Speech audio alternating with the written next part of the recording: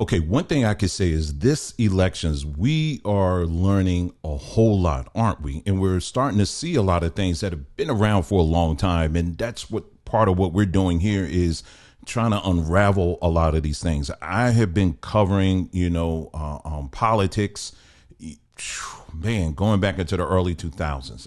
I've written about it.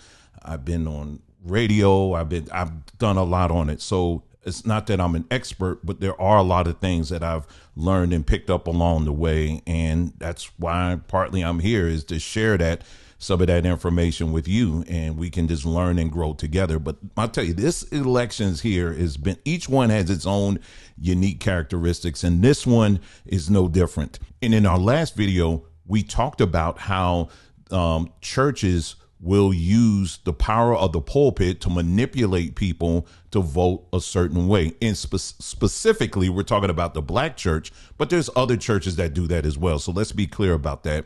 And so the case study was using the preacher that was at New Birth and how he manipulated the men, because you notice he had all the men and the boys stand up while he went on this 10-12 minute long prayer to convince them to vote a certain way. Well, what he did, and I alluded to that in that video, is something that is called catharsis. Okay. And we're going to explain that in a moment here. But in this video, we're going to look at Greek tragedy. Okay. Many of you have heard that, but you probably don't know what that is. So let me bring it up on the screen and let me show you. Okay, so as you see right above, I'll just read it for you. Greek tragedy is a dramatic genre that originated in ancient Greece around the 5th century BCE, primarily in Athens. These plays centered on profound themes, often exploring the human condition, moral struggles, fate, and the relationship between humans and the gods. Greek tragedies were performed during religious festivals dedicated to Dionysus, the god of wine, fertility, and revelry, and were meant to provoke intense emotional responses in audiences through the portrayal of human suffering, moral conflict, and inevitable downfall. Now, the reason why I'm bringing this up is because as I was reading about that and studying that, it began to dawn on me. I said, black churches do this stuff all the time. And so what I did was, as we're going to go back, I went to ChatGPT and I said, given that we're in the election season right now, what I've noticed is that basically that when we talk about Greek tragedy, and we talk about how Greek tragedy uses this thing called catharsis, how can you do a side-by-side comparison between that and how black churches operate, during election seasons? And man, oh man, was this thing spot on. And so we're going to go ahead and I'm going to show it to you. And why this is important, because again, this ties into the video that we did on our other channel, Long Form History, where we go into a deeper dive into this, because churches, what we know today as churches, Christian churches, well, that's really the main churches out there. Christian churches, they're based and they were formulated in Western culture. And it's very important to understand it, because what culture served as the bedrock of formulating what we know today as Western culture? Well, it's Greek, Roman, and Mesopotamian. Those cultures played a very key role in formulating what we know today as Western culture. And also the church, what we know today as the church, came out of that. So it's very important for us to understand this. So even in 2024, they are still pulling from these same formulas. Let's take a look. Okay, so as we're going through this, what they're going to do, thankfully, is they're going to define all the different steps of Greek tragedy, okay? And then is a side-by-side comparison with Greek tragedy versus what we see being practiced in black churches, okay? It's really something. I mean, this is awesome. So anyway, let's take a look at it. Okay, so number one, we have in Greek tragedy, you have the noble protagonists and ancestral icons. And so in Greek tragedy, it features a hero of noble character or high moral standing whose life and choices significantly impact society.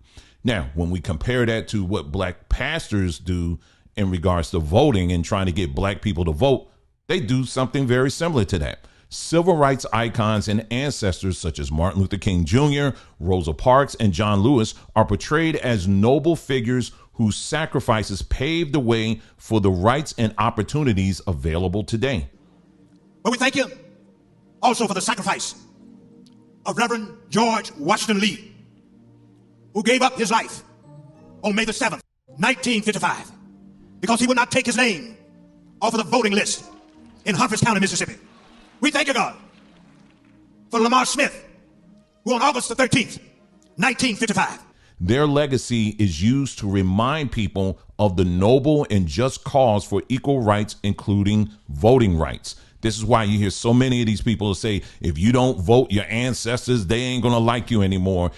Now, God, we pray that you would speak to every black male and have them know that he spits on their graves when he refuses to vote. If you got to remember all what your ancestors did. They always bring up the ancestors. They always bring up these civil rights leaders. If we're honest, a lot of this generation today, many of them, they don't know who these people are, but they're always brought up as a reminder. Okay.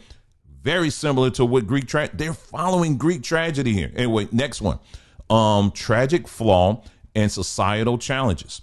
Now, in Greek tragedy, the hero's tragic flaw or flaws in society often lead to their downfall, symbolizing the conflict between human nature and fate. Now, what black pastors do during this season of the election season, what do? The pastors emphasize systemic challenges such as voter suppression and racial inequality as flaws that continue to hinder progress. These obstacles are framed as injustices that need to be overcome, drawing on tragic context that has affected generations of black Americans. They do this, y'all. They are following the script that was written for them all the way back in the times of ancient Greece. Let's move on to the next one. Number 3, sacrifice and martyrdom. In Greek tragedy, the hero often faces suffering, martyrdom, or death as an ultimate sacrifice, demonstrating the depth of their commitment to their ideas. What do black pastors do during this time? Pastors highlight the sacrifices made by civil rights activists who endured violence, imprisonment, and even death for the cause of equality and voting rights. This portrayal emphasizes the moral weight of voting as an act that honors those sacrifices, encouraging congregants to participate as a tribute to the fallen. They do this all the time, y'all. They are following the script. I know I keep interrupting. Let's go on. Number 4, catharsis through collective memory and worship. Greek tragedy. The audience experiences catharsis. And what is that? It's a release of emotions through pity and fear, allowing them to connect deeply with the story's themes and moral lessons. Okay. Now, what do black pastors do during this time? Through powerful sermons, storytelling, and gospel music, pastors evoke a cathartic response that connects congregants emotionally to the struggle and triumph of past generations. This shared emotional experience serves to unify and to motivate the congregation towards action. Wow. Next one, number 5, moral lessons and justice. In Greek tragedy, often includes moral and ethical dilemmas, exploring justice, virtue, and societal values. All right. Black pastors, what do they do during this time? Pastors often frame voting as a moral obligation, portraying it as an act of justice and virtue that upholds the values fought for in the civil rights movement. Voting is presented as a way to honor the legacy of those who fought for justice and a means to ensure justice for future generations. All right. And we talked about in that other video, and we'll just briefly mention it here. In Greek tragedy theater, they also had a choir. Now, in those days, the choir wasn't like, what you would think of a choir today, there was always singing. A lot of times they were chanting. The choir, and this is what we talked about in the other video, actually is a representation of the people. All right. So when we look at the choir, when you see a choir, the choir within the Greek context is and representation of the people. He is everything that we need. He is so bright. Nobody wants. It's the people's response to what's being spoken for. Okay. So how is the choir used, during this time? Let me just read that part again. In Greek tragedy, the chorus comments on the actions, often reflecting and amplifying the emotional tone, guiding the audience through the moral implications. All right. And black pastors, how did they use the choirs during this time? The church choir, similar to a Greek chorus, reinforces the message through spiritual songs that evoke hope, resilience, and determination.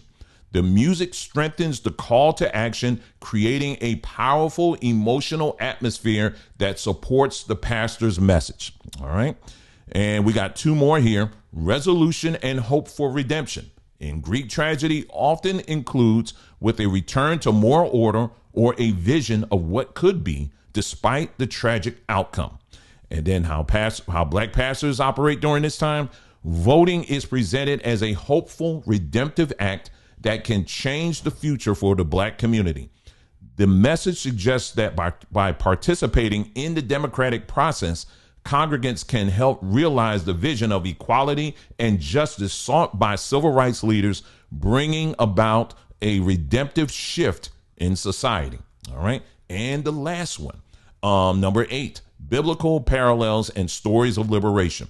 In Greek tragedies often draw on mythological or historical narratives to deepen their impact. And in black pastors, what do? Pastors often interweave biblical stories of liberation, such as the Exodus, to reinforce the ideas of struggle and triumph over oppression.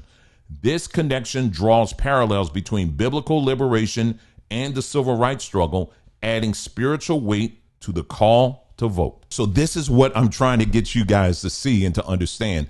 This is an ancient script that many of these churches follow. Why?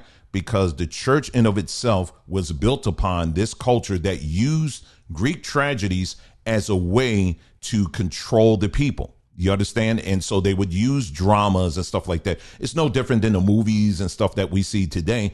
A lot of these movies have messages that the powers that shouldn't be, they interweave these into the narrative, into these stories, so that people can be prepped for what is to come. Churches are an extension of the government. And so by default, they are going to echo many of the sentiments of the government. Even though their president of choice may not be in office, the system in of itself, church is designed to keep people thinking within the box. The moment you start questioning the pastor, the moment you start questioning the system, all of a sudden, like many people, what happens? You get thrown out because you don't fall within the left or the right. You don't fall within that. And so likewise within the church system, it's the same thing. Don't agree with the pastor, you get tossed out. So anyway, I just wanted to share this with you because I thought this was really fascinating, really to see now from a more historical, when we stretch this thing all the way out, just so you can see with your own eyes how churches are literally following a narrative that was crafted going back thousands and thousands of years, that goes far back as ancient Greece. So I hope you guys learned something from this. Thank you so much for tuning in. You guys take care, and I'll see you again soon.